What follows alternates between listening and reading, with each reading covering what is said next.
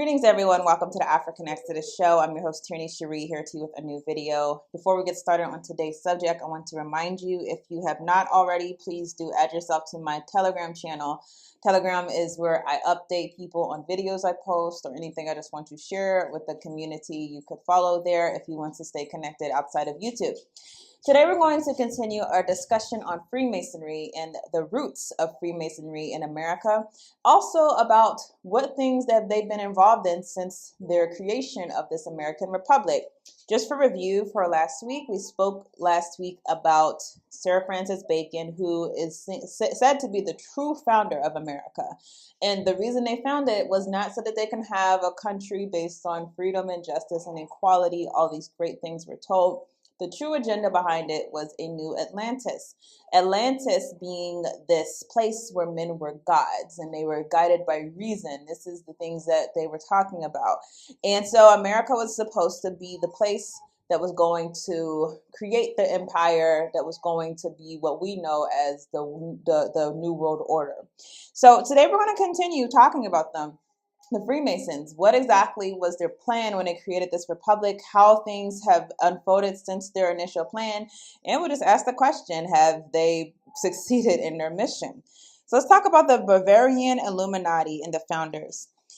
The German Illuminati was born in 1776 by Adam Weishaupt, just 2 months prior to the Declaration of Independence. Emphasize, 2 months prior to the Declaration of Independence. So we have to understand these things are happening succinctly and not by coincidence. These things are happening under the guise of public view. We don't know what's happening. We don't know that people across continents are making plans for how they're going to control the world. But that is literally how things have been operating for a long time.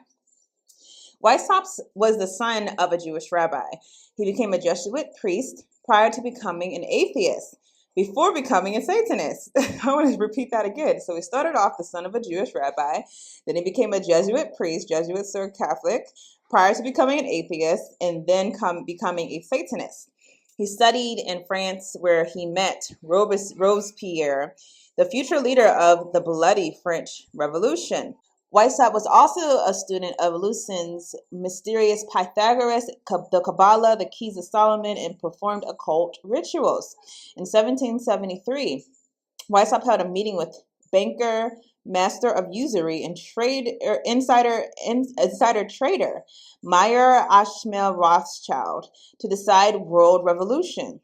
To emphasize that again, so the Rothschilds were Freemasons and financially supported the Illuminati's mission. What was their mission? Well, after becoming a leading Freemason and founder of the Bavarian Illuminati, Weishaupt set the following goals for his loyal followers.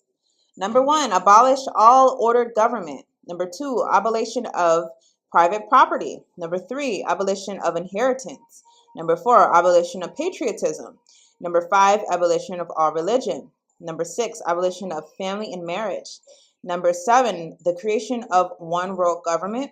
These were the goals in embryonic form of communism. Now, it's important to emphasize with these goals because some of us, we hear certain things and we think, oh, this is good. So when you hear abolition of private property, for example, if you know me, I'm not for private property as a principled way for humanity to live.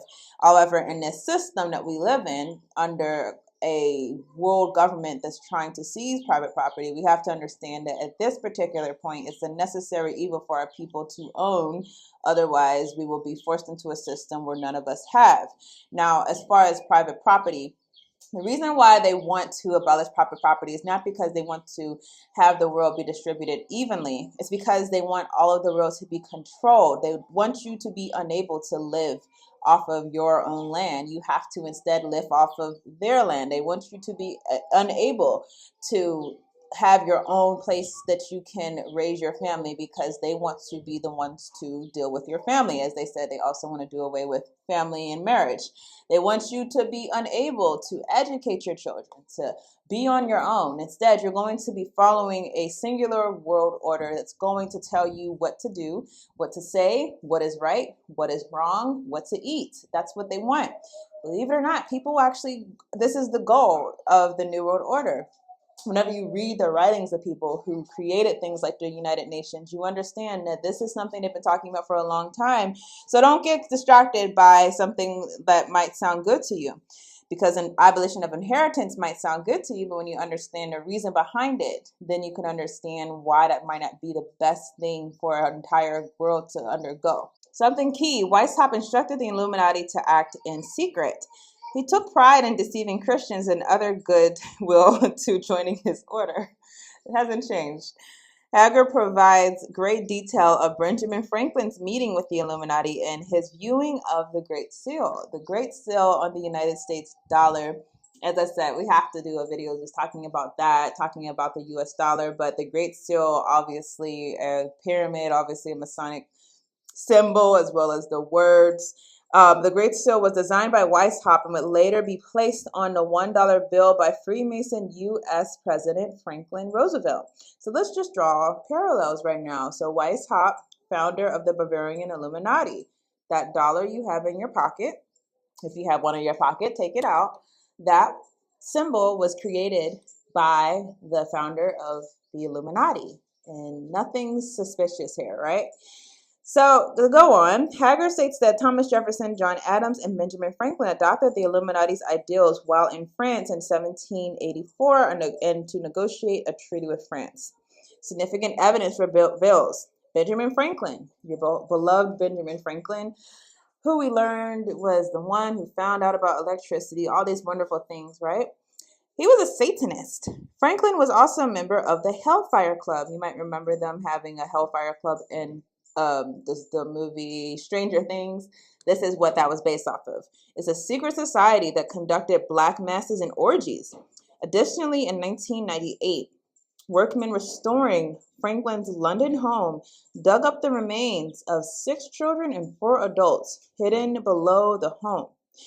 I'm going to read from the report. It said initial estimates are that the bones are about 200 years old and were buried at the time Franklin was living in the house, which was his home from 1757 to 1762 and from 1764 to 1775. Most of the bones show signs of having been dissected, sawed, or cut. One skull has been drilled with several holes. Paul Napnan, the Westminster coroner, said yesterday, I cannot totally discount the possibility of a crime.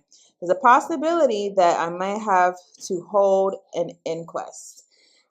Now, some people have tried to excuse this whole finding of Benjamin Franklin having all these remains at his home by saying, well, one of his friends was a cadaver or a coroner or something like that. That's why. But again, buried at the home, not buried at a remote location, buried at the home. If you understand the significance of human sacrifices and where you even bury things, that excuse is not going to hold much water to you. Of course, you wouldn't want the remains of random people being at the house that you live at. I mean, it's not your grandma. This is some person buried under your home. That especially, too, is something that is very unordinary, and yet one of the people who was the founder of the United States, that's how he lived, right? So let's go forward. It says in 1790, President Freemason George Washington chose a marshy swamp as the new nation's capital site and selected Freemason Pierre Charles Enfant to design the new city. Then called it the Territory of Columbia. In 1795, the Freemasonic founding fathers laid out the streets of Washington, D.C. to form Masonic symbols. So we talked about it. You have a compass, square, rule, a pentagram, a pentagon, an octagon. I showed you last week. There's also the one-eyed pyramid. On September 18, 1773, President George Washington laid the foundation stone of the Capitol building. He wore Masonic regalia and was surrounded by Masons. The foundation stones of the White House and other federal buildings were also laid in Masonic ritual. So again, just to unpack that, George Washington, President of the United States, he's there because he's just going to lead the country. He has no reasons to lead the country in a certain direction. He just wants to lead it correctly. He just wants to be a fair and just leader. This man actually had Masonic ceremonies at the laying of the cornerstones of the White House and also several federal buildings. When I tell you it is not a Christian country, America's not a Christian country, it's for a reason. But let's go on. It says, Freemasonry's control of America. Now, this is what we're going to focus on more so. Like the Revolutionary War, Hager demonstrates that the Civil War was a Freemason-sponsored event with the Rothschilds controlling the North via August Belmont, a presidential advisor, and the South, Judah Benjamin, Secretary of the State for the Confederacy. In 1851, Giuseppe Mazzini, who had taken over the Illuminati in 1834, began the process of bringing about a civil war by forming revolutionary groups throughout the United States to intensify the slavery debate. So let's just talk about that a little bit more. So he was actually creating these groups that were revolutionary groups to intensify slavery debates. And this is really why I personally have a very difficulty right now seeing different groups that are national groups or organizations and not thinking that they're a part of a bigger scheme, particularly when they're driving narrative nationally, because understand, the news doesn't have to cover what Black Lives Matter is doing or saying. They don't have to cover what Antifa is doing or saying. They don't have to cover what Proud Boys is doing or saying. So they literally create groups for the purpose of planting seeds, and those seeds are supposed to sprout into whatever they're trying to achieve. So to go on, it says in 1851, Giuseppe, who had taken over, we read that, let's go forward. So most of the political and military leadership of the Confederacy was composed of Freemasons under Albert Pike's command. Okay, so listen to this. Pike was a 33rd degree Mason. We spoke about him last week. He was the most powerful Mason at the world at the time, and he was an admitted Luciferian. So Albert Pike, who was of the Confederacy, he was a admitted Luciferian, and he was a Freemason. Now, immediately after President Lincoln's election, South Carolina, headquarters of the Southern jurisdiction of Freemasonry, was the first state to succeed. Florida succeeded next, led by Freemason David Gill. Georgia succeeded by Freemason Hal Cobb and Robert Toombs. Louisiana succeeded, led by Freemasons John Slidell and Pierre Soule. Texas Governor Sam Houston, a Freemason, led Texas in succession. Hager's list continues in detail. So here you are, all of these governors, all these high officials, all Freemasons who were following the same agenda or taking orders from the same person, because all of them started following the ways of what Albert Pike was basically trying to get them to do. Now, after the Civil War, Lincoln was hated by Freemasons. He had prevented them from dividing America between England and France and establishing a Rothschild central bank. And understand, the central bank is something that has always been a goal. And it was achieved, of course, whenever the Federal Reserve was brought back from the dead. It was killed by Andrew Jackson. But that central bank, I believe, and we'll probably talk more about that next week, is going to create the currency that's going to either be the New World currency or it's going to lead to the New World Order currency. So right now we know that the biggest currency, the one that the world looks at as being the standard, is the US dollar. How long will that continue? Well, I believe it's going to either transition immediately from that into a one world government currency, or it's going to be a step between that, basically to convince people, hey, we have to all have one and the same. But I believe this will be oversaw by the Federal Reserve. If you don't know, the Rothschilds also have a lot of power in the Federal Reserve. So after the Civil War, okay, we said he was hated by the Freemasons. Now, did you know, this I had no clue, John Wilkes Booth was a 33rd degree Mason with connections to Mazzini's Illuminati, and he executed Lincoln with a shot to the head. Emphasize, John Wilkes Booth, that same one we hear about all the time. 33rd degree Masons, guy who shot Lincoln. Edwin Stanton, the Freemason in Lincoln's cabinet, covered up the Masonic involvement and helped Booth escape. Now, a Masonic world, Hager concludes by naming many other prominent Freemasons in more recent history, such as Newt Gingrich, Joseph Stalin, Job Dole, Barry Goldwater, Jesse Jackson, Ross Perot, Douglas MacArthur, and many others. He refers to modern Freemasonry as the Syndicate, as is little more than a highly secretive organized crime ring. Importantly, Hager notes that Out of the British Freemasonry came a number of new secret societies, such as the Round Table, the Royal Institute of International Affairs, the Council of Foreign Relations, the Bilderberg Group, Club of Rome, and the Trilateral Commission. These are organizations we see making policy today, not just in the US or England, but for the whole world. Because in a way, we are already in one world government. It's just not as centralized as they need it to be. They need it to not just be suggesting or putting out ideas or trying to fund initiatives in other countries. They need it to be so centralized to the point where when they tell one country, you need to do this to your people, they can just institute it like that. In fact, they don't even want borders. They want to just be able to have a universal government that's not going to see a separation between peoples, because that gets in the way of their agenda. Immediately after World War II, the Rockefeller family, acting in conjunction with the CFR and the Syndicate, was instrumental in establishing a world government through the United Nations. What else did they do after World War II? If you don't know, the Rockefeller family are the ones who literally are behind the state of Israel. And that's important to know, because Israel, I believe, is going to be the next place that's going to be the step between the New World Order and coming into fruition after the United States. So these organizations we see making policy today, I'm sorry I read that. John D. Rockefeller, he donated $8.5 million to the purchase of 18 acres of land in Manhattan on which the UN building was built. I will read this one more paragraph. It says, today's agenda. Today, Freemasons and their offshoot organizations are diligently working to cap the pyramid of Adam Weishaupt's New World Order. In the news, we constantly hear powerful politicians and corporate officers around the world bragging about the New World Order. Biden has said it many times. Bush has said it many times. They're saying this even though we know that that means something that many people take negatively, but they say it openly.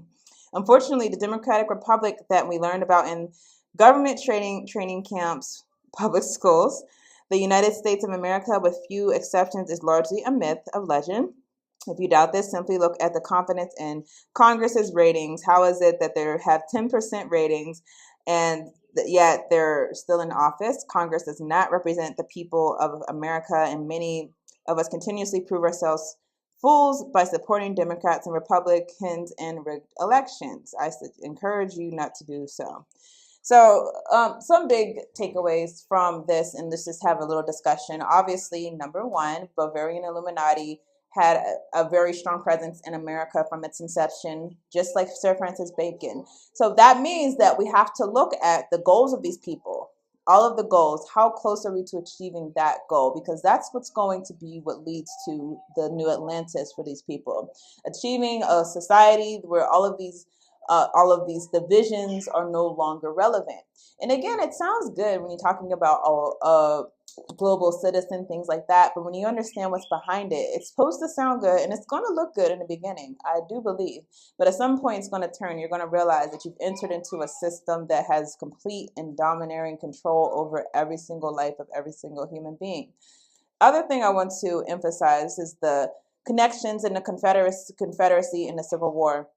That is very significant for us to understand that the Civil War was literally a setup to have a Masonic, two Masonic countries, because as we've seen, it was also the case in the Revolutionary War, and it's also the case in wars that we see today. So I'm going to speak a little in code, but I believe that a lot of the things that we see happen throughout our modern world, probably everything that you see on CNN, honestly, is being set up by the New World Order, by the Freemasons, Illuminati, whoever you want to call them. We know there's a group of secret societies that are controlling the destiny of many people. So when we talk about, for example, what was the effect of 9/11? Well, it brought the United States to being inside of a position where they can fight to instill their governments inside of the Middle East like never before. And honestly, the biggest beneficiary, I believe, of 9/11 was probably the state of Israel. When you look at something like the different wars that happen, when you see different planned pandemics, what are these things all leading to? How is power being shifted away from people and being put inside of the hands of individuals? And we've seen this happen over and over again. So there's so much proof that different things are a setup. Let's just talk a little bit about 9/11, understanding that YouTube guidelines are very strict about this event. So I'm not saying anything explicit, but I am saying this. It's very interesting that the president who was in office when this happened, and as well of his father, they were both Skull and Bones members. If you don't know Skull and Bones, it's a secret society out of Yale. And basically, again, a part of this Freemasonic agenda, one of those Freemason organizations. It has a different name, but still under the same powers. So that president was the one that's seen this happen. On top of that, you have predictive programming about that day. So much evidence that says that this is something that has been foresaw for a long time. And you have Bush come in and give this picture that America has to put all of their focus and their drive into taking the world into a new direction. Many people speculate that human sacrifice may have been a motivation for certain activities.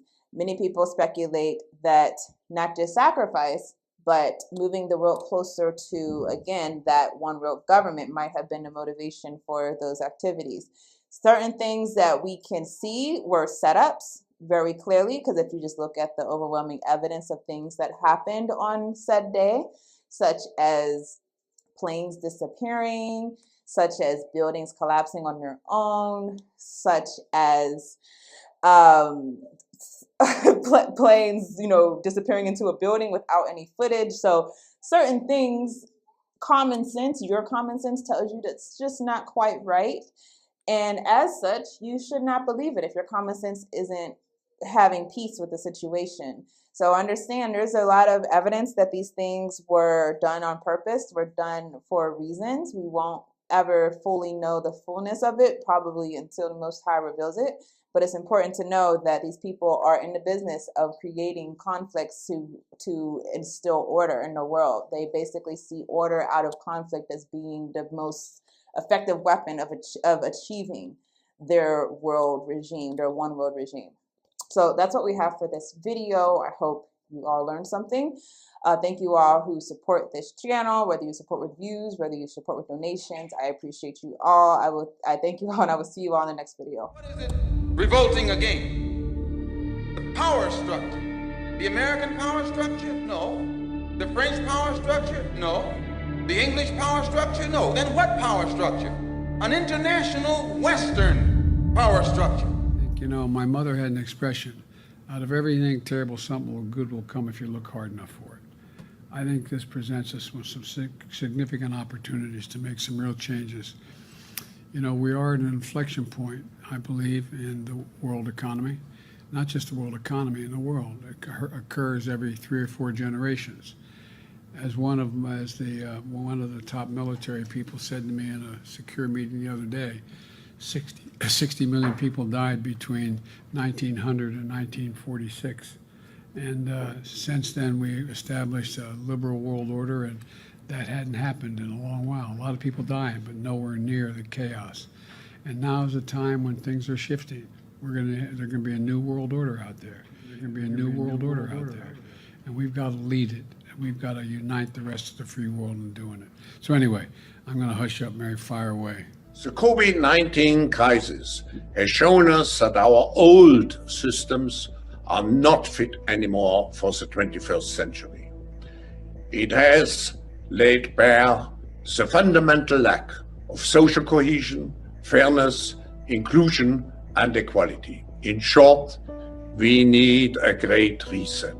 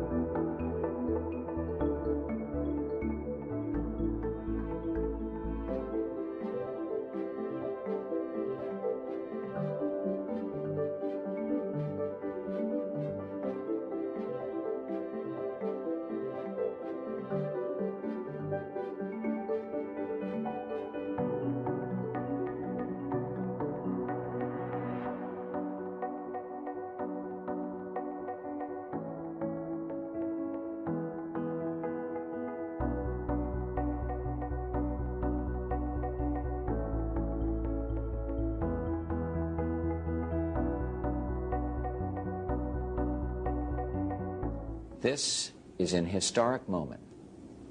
We have in this past year made great progress in ending the long era of conflict and Cold War.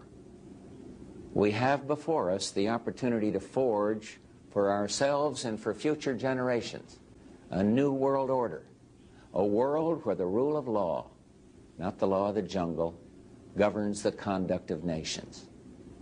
When we are successful, and we will be, we have a real chance at this new world order, an order in which a credible United Nations can use its peacekeeping role to fulfill the promise and vision of the UN's founders.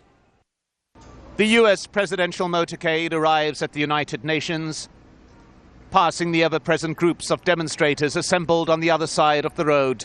A sense of anticipation in the General Assembly chamber, and a warm reception for Barack Obama as he walks to the podium, his wife seated among the heads of state and dignitaries. The time has come for the world to move in a new direction. We must embrace a new era of engagement based on mutual interest and mutual respect, and our work must begin now. And the president outlined his vision of a new world order, in which the US would participate fully, one rooted on 4 basic principles: non-proliferation and disarmament, the promotion of peace and security, the preservation of our planet, and a global economy that advances opportunity for all people. Among the speakers that followed the US president, the leader of Libya, Muammar Gaddafi, speaking at the UN for the first time after 40 years in power. And waving the UN Charter, he called for an end to any permanent membership of the Security Council, arguing that small nations should have the same rights as the big. It was a speech that lasted well over an hour and covered subjects ranging from jet lag to political assassinations. And then the assassination or the killing of Kennedy in 63 or 62. The President of the United States of America. Why? We want to know who killed him. Somebody who by the name of Lee Harvey, and then another Jack Ruby killed Lee Harvey. Why did he kill him? Earlier, the UN Secretary General had opened proceedings, sticking to his allotted time, calling for international unity. If ever there were a time to act in a spirit of renewed multilateralism, a moment to create a United Nations of genuine collective action, it is now. Now is our time, a time to put the united back into the United Nations. United in purpose, united in action. And a reminder that this UN building is due to be closed for renovation at the end of these proceedings. Our common ambition is to make this outward renovation the symbol of inward renewal. A renewal, importantly, in which the United States says it is willing to both lead and be part of.